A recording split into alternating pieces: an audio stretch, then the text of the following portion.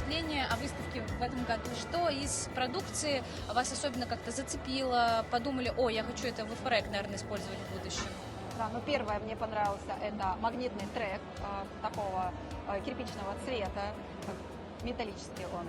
Вот эта вот необычность мне понравилась, то, что переходит и на стене, на потолок переходит. В принципе, это есть, но за счет того, что это металл. Можно использовать его как по-разному освещать, да, то есть можно на разные выключатели, то есть вот эти вот плюсы, если Да, рассматривать. плюс подключить Алису и так далее. Да, плюс подключить Алису, можно разные, в принципе, светильники выбрать, и все это используя один трек. То есть это плюсы, кто в этом понимает, тот это выбирает.